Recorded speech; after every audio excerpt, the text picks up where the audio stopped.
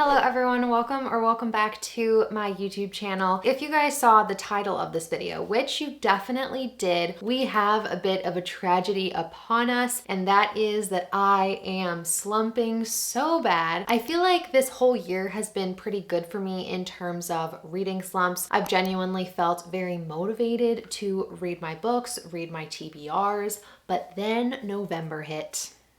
I just haven't been feeling like picking up a book. I always end up picking up my phone, and I'm trying all of my usual strategies, listening to audiobooks, reading what I know that I like, and nothing seems to be working. And I really want to feel good and be addicted to a book. So in this video, we're gonna try to get out of my reading slump together. I'm gonna document my reads, try again, maybe some new strategies, some old strategies. We're just gonna do this together. And the first strategy, something that I feel like I know works, is going back to a book or a series that you know that you love. That was difficult for me because there was nothing on my immediate TBR that was grabbing my attention, but we are past the point of sticking to my TBR. And so I went to this cute little bookstore with one of my friends, and I picked up the second book in the Magnolia Parks series because I read Magnolia Parks in either September or October, and I really enjoyed it. And I was like, okay,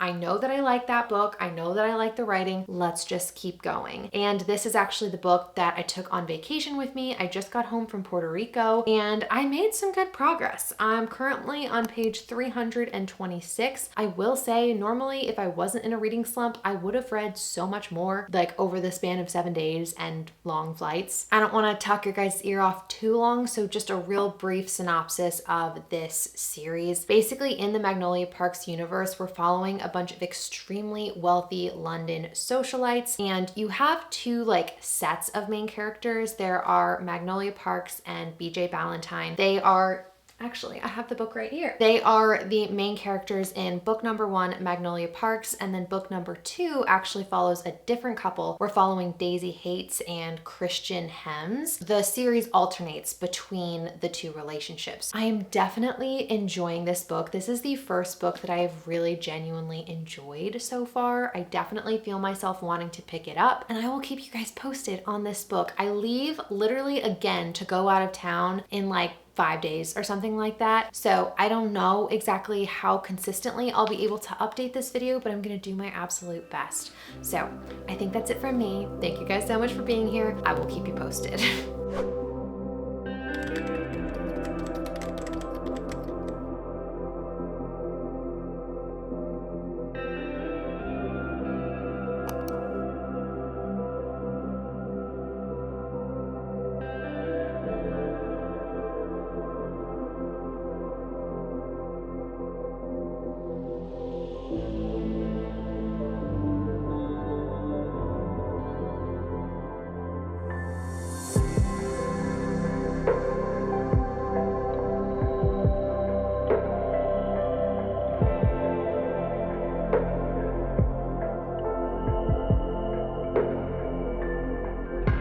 I have some very, very good news.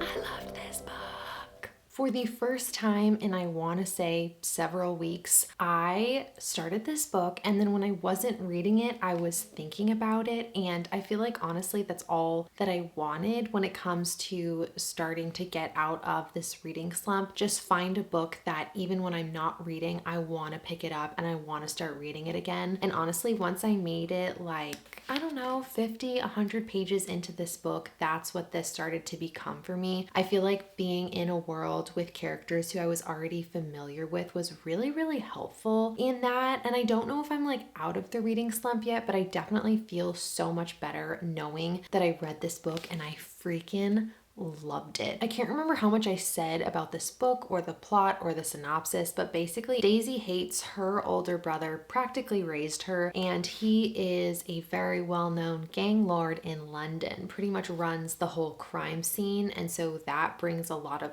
heaviness and trauma to Daisy's life, and then Christian has a whole slew of things that he's been through, and we're looking at their relationship. But again, these books are so frustrating and tough toxic, but again, Jessa Hastings just makes me want happiness for these characters. And I don't know how she does that, because a lot of the decisions that Daisy and Christian are making are so frustrating. Like, I just want to squeeze them and tell them like not to do the things that they're doing. I am literally considering giving this book 5 stars. In the past, I've talked about how I've seen that people tend to be Magnolia Parks girls or they're Daisy Hates girls. I 100% liked this book better than the Magnolia Parks book. I loved it so much. Also, more than Magnolia, more than Daisy, more than BJ, I'm obsessed with Christian. Like, he was easily my favorite part of this book. I love Daisy too, but like, I don't know. I just have such a soft spot in my heart for this man. Anyway, that's this book, and I feel like we are on a good path for getting out of a reading slump. Let me grab the next book that I think I'm going to be reading in this video to hopefully just keep the good vibes going.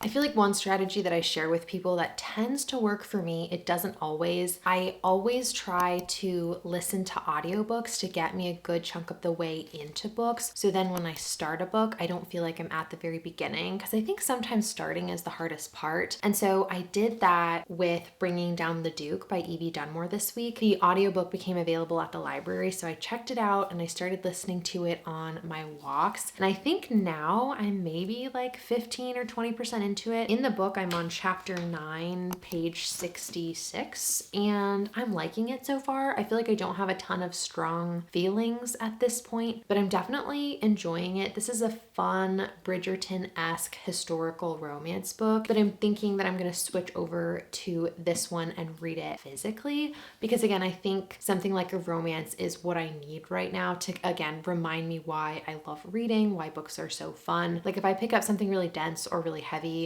or just like fiction, I don't think I'm gonna like have that spark or that motivation to keep reading. So this is where we're going next. This is what we're doing next. And this is on my official TBR. Daisy Hates, not on the TBR, but desperate times call for desperate measures.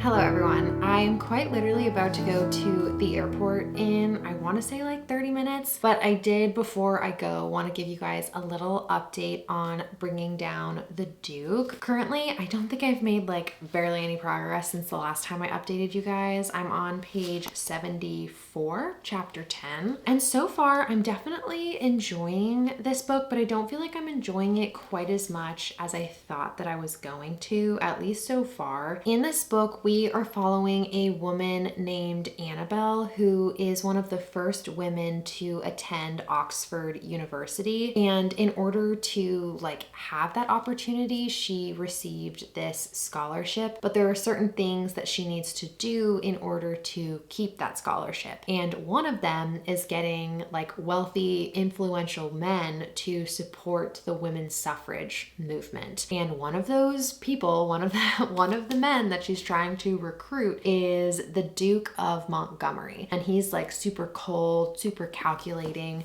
Everyone's like, no, you definitely won't get his support. But her whole thing is she's like, well, if he has the most influence and the most power, might as well get him to support the suffrage movement, because then more people will follow, which honestly, logic. But like I said before, the Duke is like, he's not a bad person, but he's just very grumpy. He doesn't have a ton of patience, and you're watching their dynamic. They haven't interacted a ton so far in this book. And so I feel like I definitely want a little bit more interaction between Annabelle and the Duke. I feel like maybe that's why I'm lacking some more strong opinions towards this book. I haven't seen the characters interact enough. And I think that definitely impacts my opinion and my rating, especially in a romance, because that's what we're reading it for. That said though, there is potential that this is going to be a slow burn. I don't really know a lot about this book, so like I don't know if it's going to be a slow burn. And so if that is the case, the fact that these characters aren't interacting very much,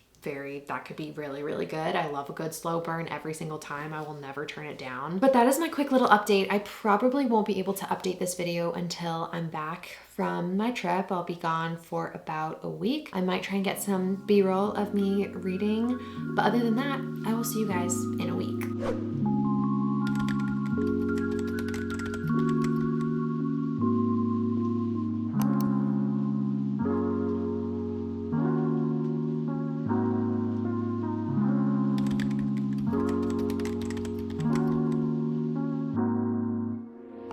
Good morning. It has officially been about a week since I recorded for this video, and first things first, let's address the elephant in the room.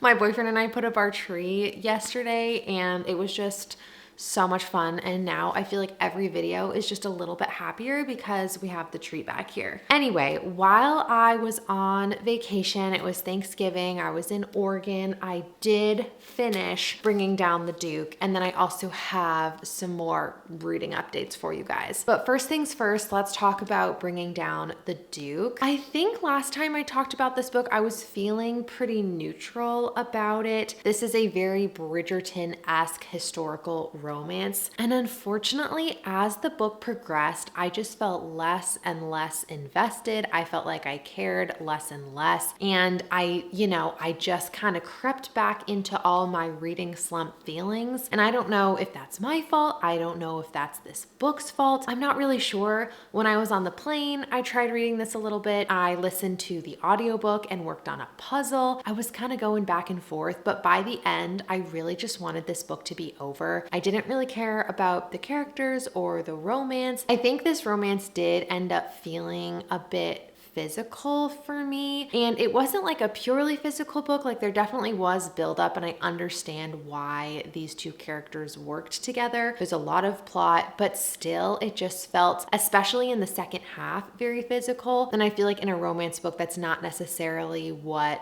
I'm looking for. And I feel like I needed a little bit more from our love interest for me to believe that our main character was attracted to him. So anyway, I ended up giving this book a 3-star, not my favorite thing. And regrettably, that still means that I'm feeling slumpy. I'm still having a very difficult time picking up books. When I was on the plane, I was like, what is downloaded onto my Kindle? On the plane, I already had downloaded Divine Rivals by Rebecca Ross. And let me see how far into it I am. Right now, I am 17% into this book. I'm on chapter 8. In this book, we're following Roman and Iris, and they are both writers for this Gazette. And during this time, it's taking place during this war between gods. And so there's two main gods that are at war with each other, and a lot of the local newspapers are documenting this war and the soldiers leaving for war and why support which god, all of that kind of stuff. It's really fun because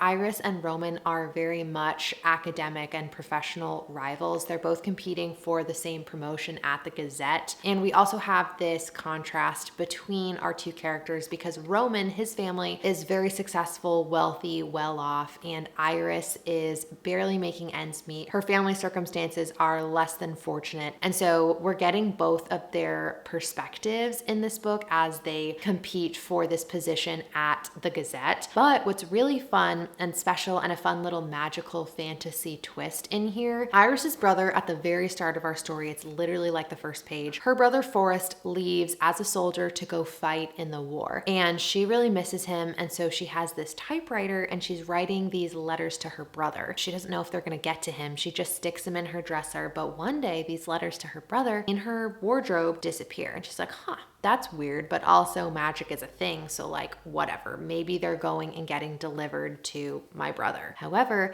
they don't go to her brother, they go to Roman, her academic rival, our cutie, smarty writer king. He gets them and starts writing back to her. And so Iris, she knows it's not her brother, but she doesn't know who she's writing to. Roman knows that he's writing to Iris. And so you have this really, really fun magical typewriter letters element. The writing is stunning. Like, I'm just absolutely obsessed with the writing, the characters, and I'm definitely itching to pick this book up, which again, I was feeling that way with Daisy Hates, and now I'm starting to feel that way with Divine Rivals, and I'm starting to just like really love it. it so far. So fingers crossed we continue down this path. There have been a lot of books lately that I've enjoyed in the beginning, but they just have not held up as we've progressed through the book. I think that's all I have to say about this and this, you know.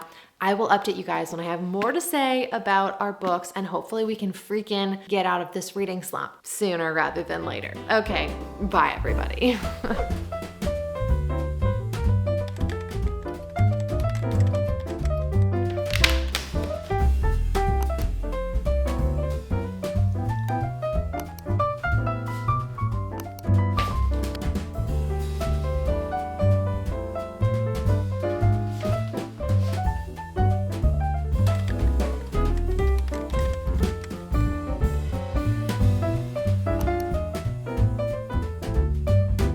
Hello friends, it has been a few days since I updated this video and I wanted to give a little bit of a reading update on Divine Rivals. I'm now on chapter 23 and 43% of the way into this book, and I'm honestly really enjoying it, and it feels again just so good when you've started a book, you love the writing, you love the characters, and all that you want to do is freaking pick this book up and read it some more. I feel like honestly my newest struggle, this is basically just a video of new challenges. My newest struggle is lately I have been so busy with work that I now haven't had the time to pick this book up and just completely binge it. I desperately want to just set aside a few hours and make a good chunk of progress in this book. I literally just haven't been able to find the time. I'm hoping that this weekend I'll have like a few blocks of time that I can just pick this up and really enjoy it. Today is Thursday. I again have just been so busy with like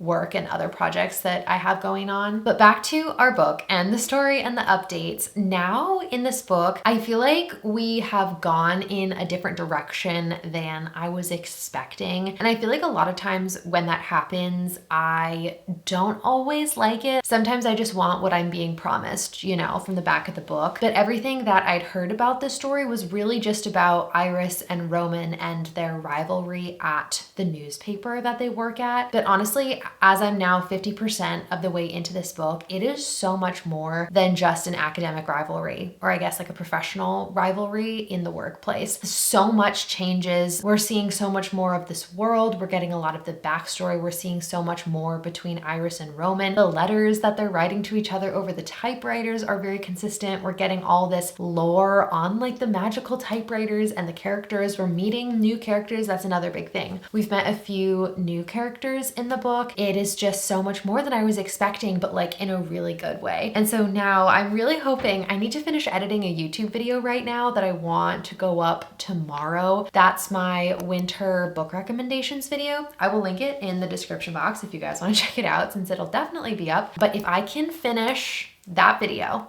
tonight, which I need to finish it tonight, then I'm gonna try and read my book a little bit. But I am loving it so far, and I'm feeling like I might be getting out of this reading slump because I'm getting the urge to like pick up books that intimidate me again, and I feel like that's when you know. I think that's it for me. Like I said, I don't have a ton to update beyond the fact that like I'm loving this book, I'm loving our characters, I'm loving the tension, and I just cannot wait to see where we go from here. I will update you guys soon, and just know that I am feeling less and less slumpy by the day.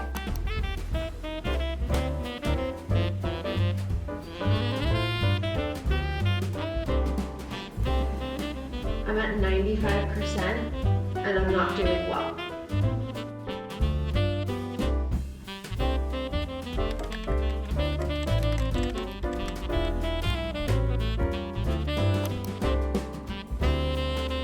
Good morning, everyone. It's actually, I want to say like 2, maybe 3 days later from the last time that I filmed for this video, and I finished our book this morning and I loved this book so much. Honestly, the entire time that I was reading this, I was itching to pick it up. Like all I wanted to do when I wasn't reading was just keep reading this book, and I think I'm gonna give it 5 stars. We had so many good books in this video, and I feel like I'm out of my reading slump.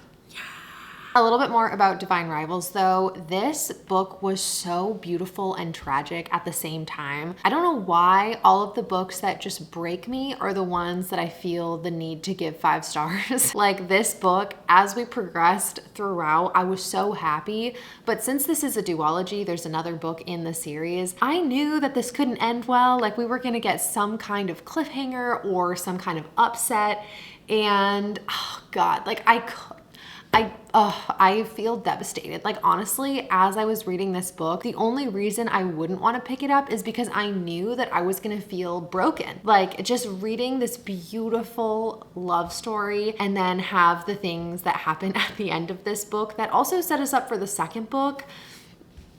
Like I'm upset right now. Like I'm so happy because I just want to keep reading. I literally want to pick up the second book right now, but I can't since I have to read my book for my book club. I feel so good after reading this book. And also I think this being a fantasy was really, really helpful for my reading slump. It just felt so deeply magical and atmospheric and also just so different from like the real world, if that makes sense. I just loved that I felt all things escapism and again magic, and the romance was so good, and I am just obsessed with Iris and Roman and their story, and I need to know right now what happens next. Like it's taking everything in me not to just go download Ruthless Vows off of Kindle Unlimited right here right now. So yeah, I'm giving this book 5 stars. It was actually so good. Like I think I'm a changed person. Also, this was the last book on my 12 books to read in 2024 video, and I did it. I've read them all and I feel so good about that. Okay friends, I just wanted to do a quick wrap up of all of the books that we read during this video. The first book that we started with was Daisy Hates, and this book really, really surprised me. I gave this 5 stars and was definitely, I don't think I was expecting it. Like since I gave Magnolia Parks a 4 and I liked it, I was expecting to like this, but not to the point where it became one of my favorite books of the year. So I'm so happy that I read this. It was so good and was definitely, I think, the biggest step towards getting out of my reading slump. But I feel like when you have one good book, you're like, okay, am I healed or was it just the book? And so then I picked up Bringing Down the Duke by E.B. Dunmore. And while this is sweet and fun and still a book that I would recommend, it definitely made me feel like I was a little bit back into the reading slump. I think I gave this 3 stars. If I didn't, that's what I'm feeling like right now. It was good. I would recommend it. Also very wintry if you're looking for something to read right now, but it wasn't riveting enough or deep enough for me to feel like I was out of my reading slump. So this kind of put me back in it a little, just, you know, just a touch. You guys saw. And then we ended with Divine Rivals, a 5-star fantasy romance book that I'm just obsessed with. But I just talked about this, so I don't want to bore you guys too much. Which means in this video, we had not 1, but 2 5-star reads, and that almost never happens on my channel. I think it's happened one other time. And so I'm feeling so successful and so excited to keep reading throughout December and then just into the new year. But I think that's gonna be it from me. Thank you guys so much for watching all the way to the end of this video. If you guys made it to the end, comment down below the white heart emoji. I love you guys all so, so much. I hope you guys are having a great day and a great reading month, and I will see you in the next one. Bye!